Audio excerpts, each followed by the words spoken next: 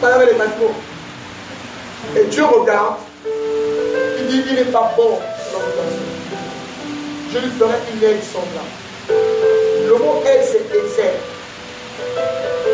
Ezer parle d'un soutien, une force supplémentaire qui vient compléter quelque chose qui n'était pas encore là. Donc ça veut dire que quand Dieu a créé Adam, il y avait un petit dysfonctionnement. Il y avait un manque en fait. Dieu crée Adam est complet. Et donc Ève devient une personne qui vient compléter la faiblesse d'Adam. Je lui ferai une aide semblable. Écoutez, entre celui qui aide et celui qui est aidé, qui est plus fort?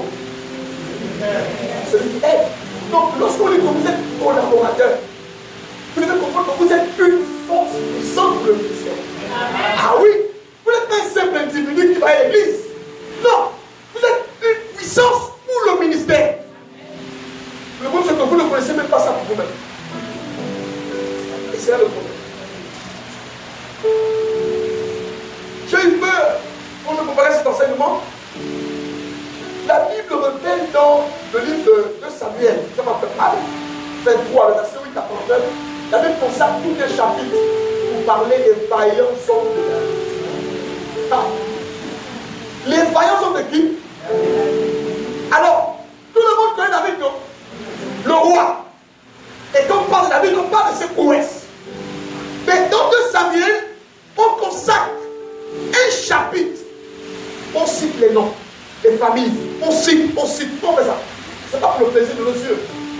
On veut montrer en fait quelle était la force du ministère de David. David était grand parce qu'il avait des vaillants hommes. Amen. Les ministères ne sont plus puissants parce qu'il n'y a plus de vaillants hommes. Il y a des vaillants parleurs. Mais on dit qu'il y a eu des vaillants hommes de David qui ont amené David au trône. Ils ont soutenu le trône de David. Écoutez-moi bien, on va voir ça devant. Tu peux être un bon deuxième sans être jamais un bon premier.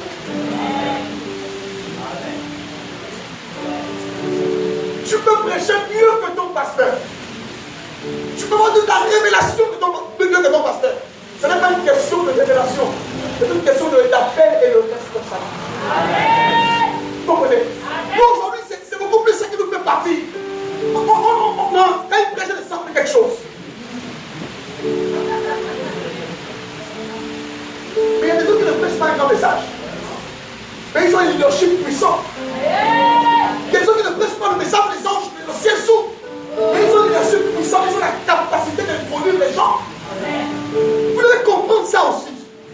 Vous n'êtes pas contre votre pasteur parce que votre don est moins important. Et quand ce sera plus important, vous allez partir. Les vaillants hommes de David. Dis à ton voisin, est-ce que tu es un vaillant homme pour ton pasteur? Est-ce que tu es un vaillant homme pour ton église? Attention, les vaillants hommes, quand on dit vaillants, ce n'est pas des hommes qui dorment. Un jour, David avait envie de boire de l'eau. Il a eu soif. Il dit, qui me fera boire l'eau de la citerne de mes terres? Ah! Et la Bible dit, il y a eu des hommes qui se sont levés au prix de leur vie. Ils sont allés prendre de l'eau. Ils ont donné la vie. Il y a des gens qui peuvent avoir sans boire. Écoutez, quand Dieu vous appelle à côté d'un homme, ce n'est pas seulement pour faire des remarques, mais c'est surtout pour risquer votre vie pour que la chose s'accomplisse. Il y a des gens qui ont risqué leur vie pour que le ministère aille loin. Et là, Dieu récompense ce genre de choses.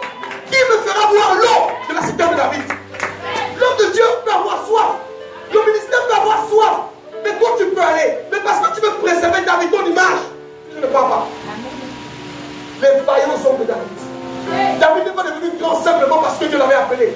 Dans la vie, vous ne serez pas tout grand parce que Dieu vous a tout appelé. Dieu mettra les gens autour de vous.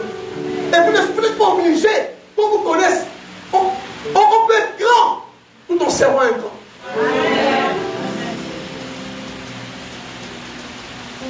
Vous connaissez qui a fait David le roi d'Israël? Dieu avait parlé. Et un gars qui a osé prendre son manteau et son épée. Il a donné. Il dit, quand tu seras roi, souviens-toi de moi. C'est qui c'est? Jonathan. En fait, Jonathan était le roi légal, du point de vue légal en Israël. Mais il a vu en David le véritable roi d'Israël. Donc il n'a pas regardé son égalité ou sa supériorité comme une proie arrachée. Il a dit à David, vas-y. Voici le rôle d'un faillant héros, d'un faillant compagnon de. Le ministère ne va pas, c'est le ministère qui ne va pas être le pasteur ne suit plus. Regarde, quand tu parles comme ça, c'est la pause là. Dieu te regarde. Et il dit finalement, qu'est-ce que tu as fait pour que ça marche? Exode 31 et à 7. Alors. Exode 31. Oui. Et à 7. Oui. L'Éternel parla à Moïse. Oui. Et dit, sache que j'ai choisi Bétzalel. Sache que j'ai choisi qui? Bétzalel. Oui, vas-y, frère. Fils d'Uri, fils de Hou, de la tribu de Juda. Je l'ai rempli de l'Esprit de Dieu, de sagesse, d'intelligence et de savoir pour toutes sortes d'ouvrages. Je l'ai rendu capable de faire des inventions, de travailler l'or, l'argent et les reins, de travailler les pierres en chasser, de travailler le bois et d'exécuter toutes sortes d'ouvrages. Verset 6. Et voici, je lui ai donné pour aide Oliab, fils d'Aïsamak, de la tribu de Dan, qui a de l'intelligence dans l'esprit de tous ceux qui sont habiles pour qu'ils fassent tout ce que je t'ai ordonné. Amen. Waouh. Maintenant, l'assignation. Arrête de la paix. Dieu a parlé à Moïse. Il lui a donné la vision. Il dit voilà comment les choses sont présentes. Après, il dit hey, Moïse, sache que, attention, ce n'est pas parce que je t'ai montré ça que c'est toi qui vas réaliser ça. Je t'ai donné la vision, mais la réalisation, j'ai donné ça à quelqu'un d'autre. Vous comprenez ça? Allez, vous êtes dans une vision, c'est vrai. Mais écoutez, n'attendez pas. Non, moi, quand je serai le premier pasteur ici, je vais faire. Non, c'est de la sorcellerie charismatique. Amen. Il a donné la vision à Moïse, mais il a donné la capacité de réalisation à qui? Bethel. Et il dit, sache Moïse, attention, parce que l'affaire là, c'est pas toi qui vas réaliser ça. Il y a des gens qui s'attendent à ce que c'est le pasteur qui fasse, parce que c'est lui qui a réalisé la vision, celui qui a la vision, il peut avoir la vision, et Dieu ne lui a pas donné la capacité de réalisation. Mais toi, Dieu t'a donné ça, tu dis non, moi je suis là, en tout cas, il doit voir ça. Ça se passe comment? Bétzalel, il dit, je lui ai l'intelligence pour réaliser toute forme d'ouvrage. Il est de la tribu de qui? De Juda. Moïse n'est pas de la tribu de Juda. Ce n'est donc pas son parent, comme on peut dire. Parce qu'il y a aussi un autre problème. Les églises ethnocentriques. Tous les Makotas sont là-bas. Tous les Bandjanis sont là-bas. Tous les Fans sont là-bas. Tous les Bapoulous sont là-bas. Ce n'est pas des églises, c'est des monstres. On peut se sentir bien élève, non. Ce n'est pas un homme de mon ethnie. Ça, c'est pas chrétien, ça. Ça, c'est diabolique. Bétzalel était de la tribu de Juda. Mais pour la vision que Dieu avait donnée à un homme, c'est une autre personne qui devait réaliser ça. C'est parce que vous comprenez ce que signifie être un collaborateur.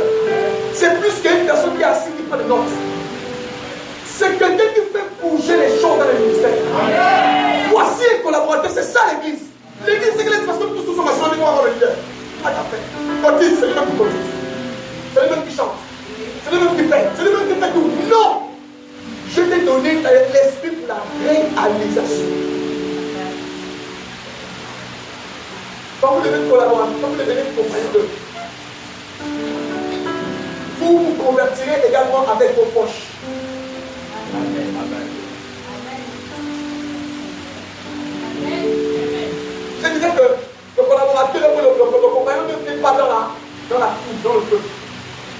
Amen. À chaque fois que le pasteur dit, on va aller dans telle direction, je prends tel engagement, telle manière. Les premiers qui suivent, c'est ceux qui sont. Il n'a même pas besoin de vous dire. Et il n'a même pas compris, on va faire comme ça. Les premières personnes qui se lèvent sont les compagnons de Dieu.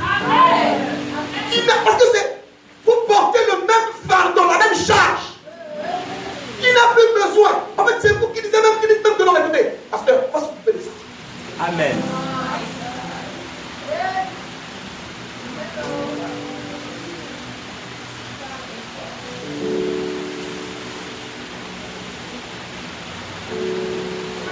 Dieu n'appelle pas les gens seuls. Je reprends. Dieu n'appelle pas les gens seuls. Ça n'existe nulle part. Même le Seigneur lui-même, avec l'onction qu'il avait, a pris 12 personnes. La Bible dit les établit pour être avec lui. Il y a des choses. Jésus n'a pas fait l'évangélisation. Il a envoyé 70 personnes. Mais l'histoire de... C'est sa vision. Hein. Il fait comme il veut. Hein. Son église. Hein. Moi j'attendais quand j'aurai ma vision. Il y a une loi spirituelle qui existe. La mesure que Dieu emploie pour faire la chose qui ne te concerne la chose de plus, quand tu vis, on prendra la même mesure pour te faire ça que toi tu auras pour toi seul. Sois un mauvais compagnon de. Lorsque tu seras leader, tu verras le genre de compagnon de que tu auras. Parce que c'est la loi de la semence et de la moisson. Ce que l'homme aura semé, il le moissonnera. Écoutez, dans la vie, si vous voulez, dans le repos, commencez à travailler aussi. Si vous êtes au ministère de quelqu'un, vous attendez simplement, comment je serai pour moi? Quand tu auras pour toi, ce sera pire. Sois nonchalant. Le jour que tu auras une mission, tu auras des collaborateurs nonchalants. Sois passif. Le jour que tu auras une responsabilité, et c'est là que tu vas comprendre. Pourquoi? C'est pas que c'est le diable. C'est Dieu qui te donne ce que tu mérites. C'est une loi. Quand tu sèmes, tu récoltes. Boycotte la vision de l'autre. Lorsque tu auras la tienne, on va te boycotter. En fait, lorsque nous sommes à côté des leaders, nous préparons notre vie. Nous préparons notre lendemain.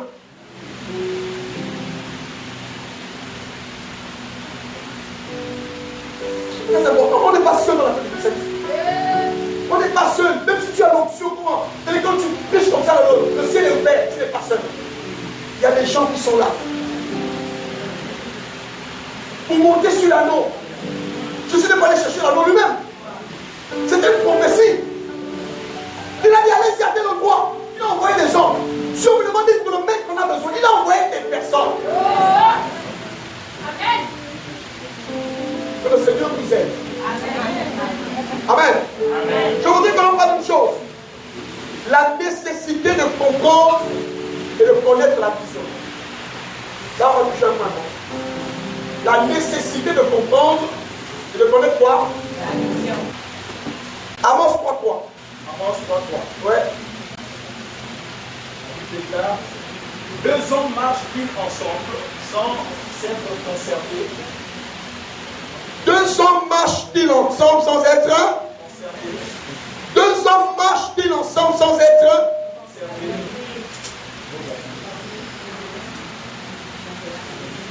Je vous donne une chose un peu bizarre. C'est qu'en fait, lorsque on marche avec le Seigneur, lorsqu'on a donné vie à Jésus, c'est parce qu'on sait ce que Jésus a fait pour nous. Et c'est plus commun. Et la Bible est là pour donner l'indication pour comment ça fonctionne. Beaucoup de gens sont dans les ministères et ils ne connaissent pas la vision. Amen. Rassurez-vous bien que vous connaissez la vision que vous la comprenez. Si Dieu vous a dit quelque chose à cœur, en tant que leader, faites en sorte que ça soit clair dans votre esprit. Que quand les gens vont vous suivre, ils sachent dans quoi ils s'engagent. Ne faites pas les choses de l'improvisation, Dieu fera. Non. On ne s'attache pas à une vision par sentiment. Parce que les sentiments, ça sent et ça manque. Si c'est le sentiment qui va venir à côté d'un ministère, le jour que ça se renverse, je pars. Demande à ton voisin, qu'est-ce qui t'a amené dans le ministère où tu es? On pose la question, qu'est-ce qui t'a amené dans le ministère où tu es? Non, j'aime bien les gens là-bas, ils sont bien. Là-bas, l'atmosphère est bien. Non, c'est pas l'atmosphère. C'est une affaire vision, c'est le point de départ de la prospérité de toute organisation. La vision, c'est le point de départ de la prospérité de toute organisation. Ceux qui sont mariés savent que on ne peut pas dans un couple pour faire les enfants. Si ce n'est que ça, vous allez faire un club de football. Après, quand vous aurez fait trop, vous allez vous séparer. Là où il n'y a pas de vision, c'est-à-dire que le peuple est sans fin. Tu ne peux pas rentrer dans un ministère. Travailler avec quelqu'un, la vision, c'est sauver les arbres. Écoutez, nous tous, nous avons la vision de sauver les arbres. Hein? Tout le monde sauve les arbres. Amen. Je parle en tant que leader. Quelle est l'orientation que l'homme de Dieu a reçue? On part où? Amen. Il faut savoir ce que l'on vit.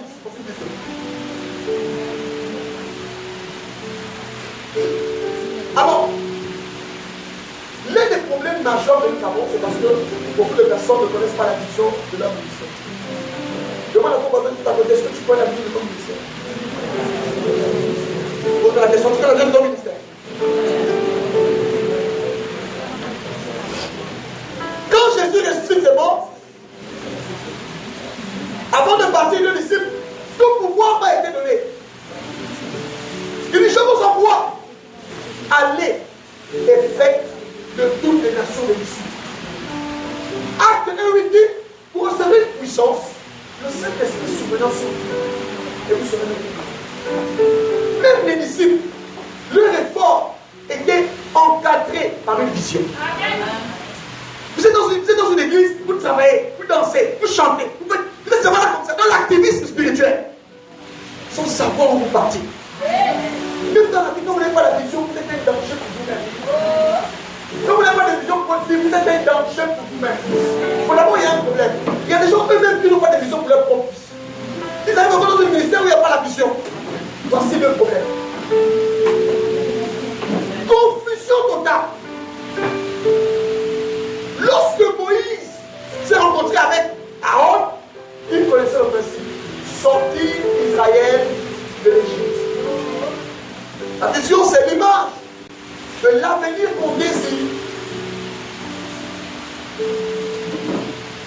C'est l'image de l'avenir qu'on désire donner.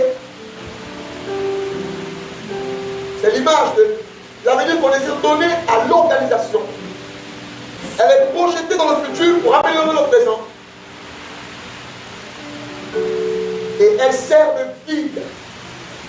Elle sert de guide à l'action d'un individu ou d'une organisation. D'une organisation. Une église forte, c'est une église qui a une vision. Les compagnons de forts, c'est les compagnons de connaissent la. Si vous êtes leader, je vous envoie à ceci.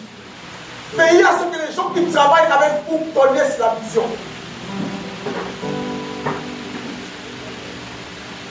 Alors, il y a deux types de vision.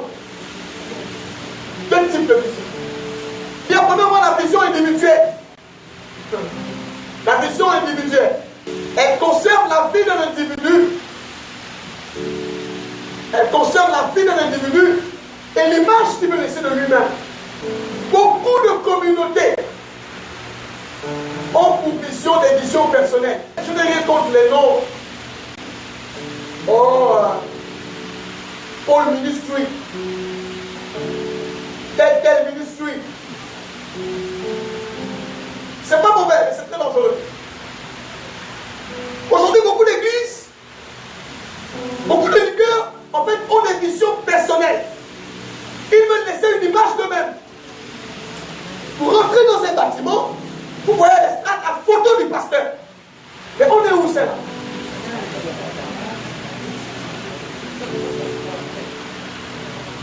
Waouh, c'est le plus beau de l'église. C'est dangereux d'être dans une vision personnelle. Dans la vision personnelle, tout ce que l'homme fait, ça se rapporte à lui. Lui-même, il gère les combats, il est le trésorier, il gère ça. Mais comment vous êtes pasteur et vous gérez pour la comète? Mais c'est quand même un trésorier. Donc, si tu me donnes mon bureau, tu transmets sur compte l'argent. Il y a un problème. Le problème avec les visions personnelles, c'est que dès que le leur meurt, ça se fait. Dès que le gars meurt, les gens s'éparpillent. Et vous, si vous êtes dans une affaire comme ça, où il n'y a que le prophète, ah, vous aussi quand même. Dans l'église, il n'y a pas d'autre personne. Il n'y a pas d'autre chose à faire. Tous les messages, tous les séminaires, c'est toujours le prophète. On tue le diable, on le récite, on le met dans le combat, on le balayage, on se relève. C'est quoi ça? Vision personnelle. Et le ministère ne peut pas s'épanouir. Non seulement ça fait une vision personnelle. Le message qu'on donne, c'est pour préserver les gens dans sa cagnotte, dans sa garderie, sa arme garderie. Avec des menaces de malédiction. Si tu pars, je lève la cuisse. Mais c'est quoi ça? Amen. Vous devez savoir être capable de déterminer dans quel genre de vision vous êtes. Si c'est une vision personnelle, je vous annonce que vous serez déçus. Parce que le pasteur va travailler pour sa propre réalisation. Attendez une fois.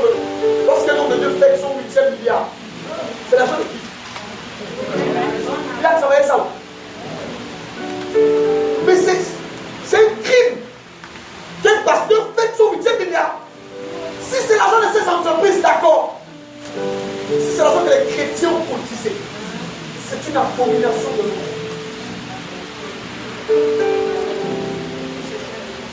On est dans la compétition de luxe. Oh, le pasteur qui va la dernier VX. Les VX là, il a chose avec l'argent de qui?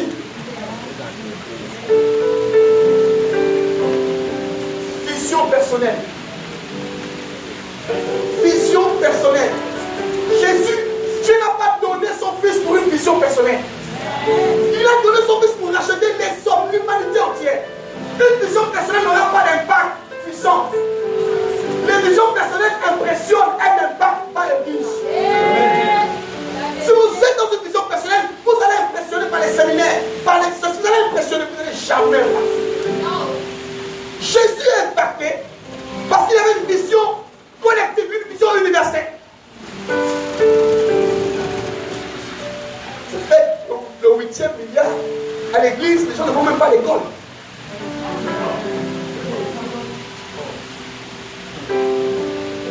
Si tu es ici dans cette salle et que tu avais l'intention de créer Armand Ministry, ferme ça.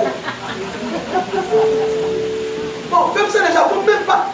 Si tu es dans cette salle, ça t'a même traversé un jour l'esprit. Oh, Armand Ministry, arrête ça déjà, arrête. Nous sommes dans le corps. Le jour que tu meurs, Moïse, mon serviteur, est mort. Comment on l'aurait fait? Une vision personnelle, il n'y a pas de relais. À la limite, c'est la femme du pasteur qu'on fabrique prophétesse. Pour rester avec l'héritage de la famille. Le seul sacerdoce que je connais qui était familial, c'est celui d'Aaron. C'était seulement la tribu de Lévi. Mais quand Jésus est mort, ça c'est à Moïse. Il n'y a plus de transmission de père à fils. La transmission est maintenant spirituelle. Je ne veux pas quelqu'un qui n'est pas la même éthique que moi. Mais si Dieu me convainc, je lui donne cette responsabilité-là parce que c'est lui qui vient à parler. Josué n'était pas le petit frère de Moïse. Moïse avait des enfants.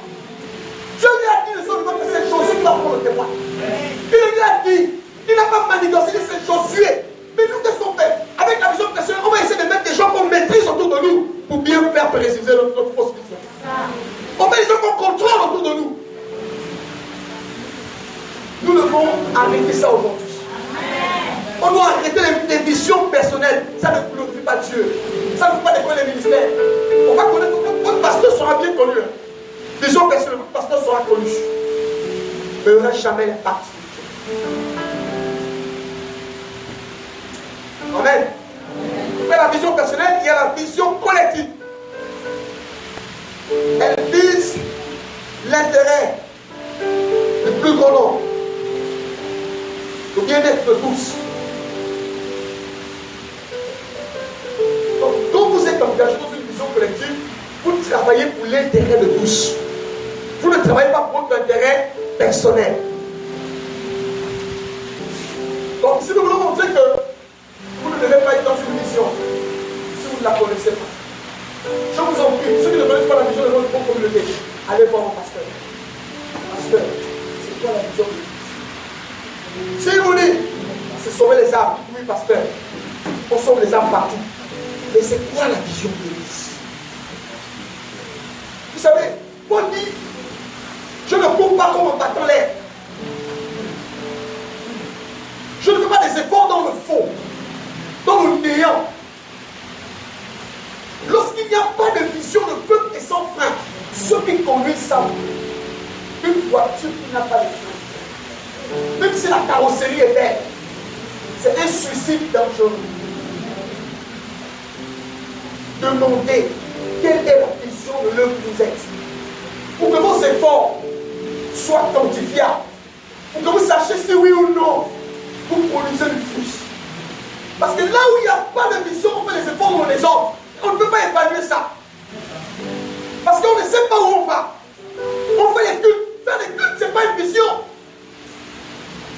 Faire les séminaires, ce n'est pas une vision. Je suis désolé. Faire les délivrances, ce n'est pas une vision.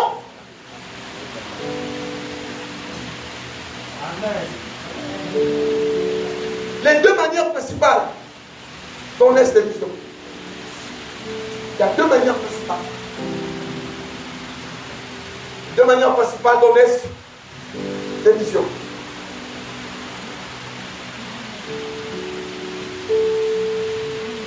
Premièrement, les visions naissent directement. Dieu nous confie un objectif principal. Dieu nous confie un objectif principal. Exode 3, le verset 6 à 10. Exode 6, le verset 6 à 10. Exode 3, verset 6 à 10. Et Acte 9, 3. Exode 3, 6 à 10. Vous voulez savoir? Acte 9. Histoire de Paul. 9, 3. Alors, je disais, premièrement, les visions naissent directement. Dieu vous donne un objectif à atteindre. Amen. Il dit à Moïse, je t'appelle pour sortir Israël de l'Égypte et de le faire entrer dans un territoire où le lait était clair. Les efforts que devait faire Moïse étaient centralisés. Il pouvait évaluer si oui ou non il avait réussi. Est-ce que vous êtes capable de répondre si oui ou non vous avez réussi ou votre ministère avance? Dieu parle à quelqu'un et lui dit voici ce que je veux que tu fasses. Maintenant, quand vous venez être un compagnon d'œuvre avec la personne vous dit Dieu m'a parlé et Dieu veut qu'on aille là-bas. Et donc vous savez que je suis à côté de cet homme-là pour arriver là-bas. L'incertitude n'aide personne. Vous comprenez? Je veux dire, l'incertitude n'aide personne. Tout ce que vous faites, vous devez avoir une vision claire. Si vous n'avez pas encore, si vous êtes leader, demandez à Dieu de vous parler. Parce que le jour que ça tourne au vinaigre, c'est ça que vous allez rappeler à Dieu. Un jour, tu as dit à Moïse, aujourd'hui là, je vais exterminer tout le peuple. Tu dis à Moïse, j'extermine tout le peuple. Le seul homme qui a arrêté la main de Dieu, c'est Moïse. Il dit à Dieu, si tu fais ça, tu effaces mon nom. Enfant dit, tu peux dire ça à Dieu, efface mon nom. Moïse savait que Dieu est fidèle dans son engagement. Ce que sa bouche dit, jamais l'accomplira. Quand Dieu vous a parlé, même quand c'est difficile, si vous rappelez ça à Dieu, Dieu n'oublie pas ce qu'il a dit. La vision était claire. Faire entrer Israël à Canaan. Ce n'était pas de les tuer dans le désert. Donc Moïse savait que Dieu ne pouvait pas tout tous les éradiquer. Parce qu'il y avait une promesse, une vision. La vision canalise le ministère. Quand c'est difficile, vous rappelez de ce qu'il vous a dit. Dieu t'a dit quoi? Tu es content du pasteur, Dieu a dit quoi au pasteur? Parce que Dieu t'a dit quoi pour l'église?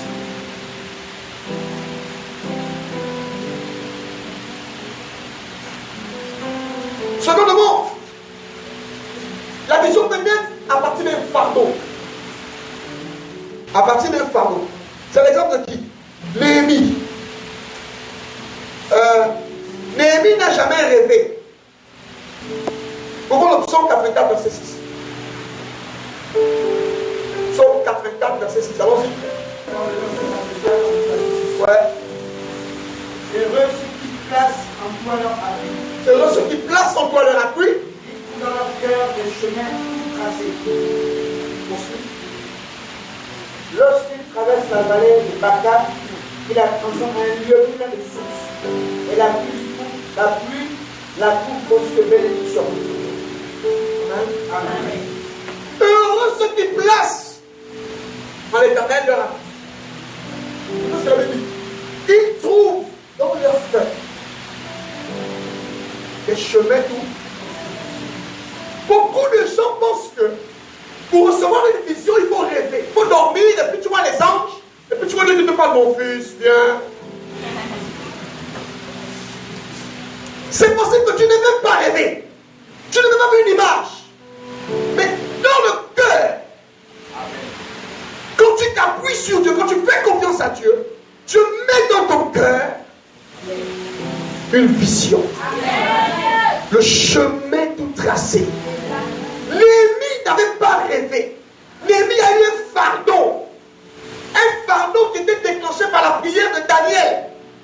Il a eu un fardeau dans son cœur. Il n'a pas rêvé que Dieu dit que va reconstruire la muraille. Mais il y a un fardeau qui est né. Dans son cœur, Dieu a mis un chemin tout tracé.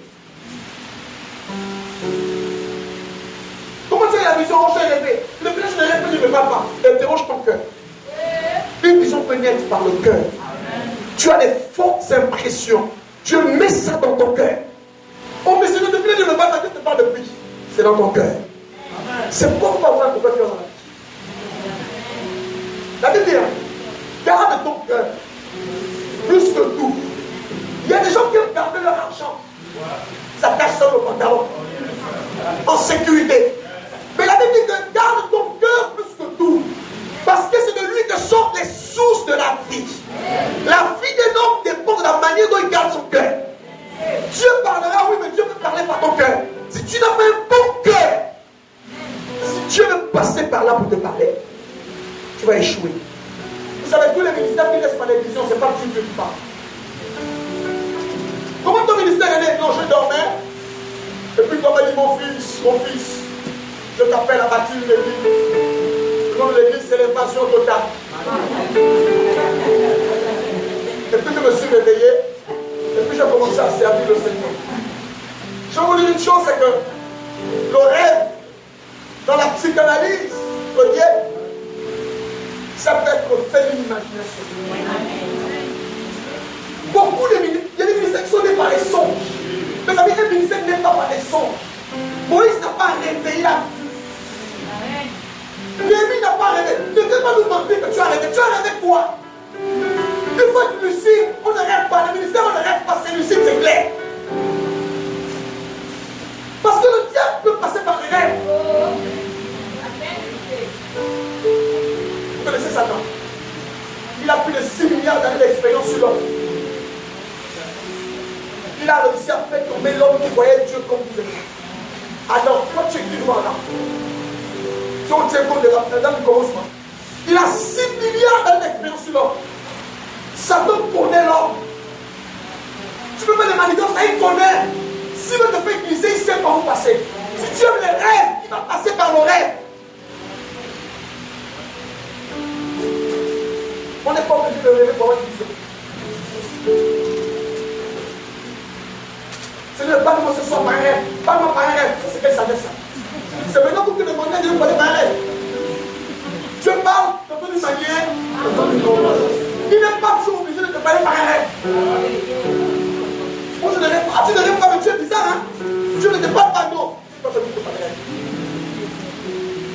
Dans les derniers temps, je répondrai mon esprit sur toute chair. Vos jeunes gens auront des... Et vos vieillards auront des... Ce sont les vieillards qui doivent songer. Les vieillards. Oui. Les jeunes gens ont des visions. Quand on a des visions, c'est pas tout qu'on dort d'abord. La vision c'est clair. Ça n'est pas tout dormir. On peut avoir une vision par une impression dans son cœur. Mais nous, on veut toujours rêver.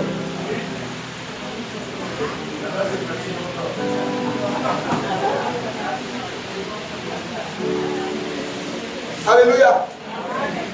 Que la vision peut être par le fardeau. Dieu met un fardeau au cœur du cœur. Et on est là. Alléluia. Je voudrais parler du danger de ne pas connaître la vision.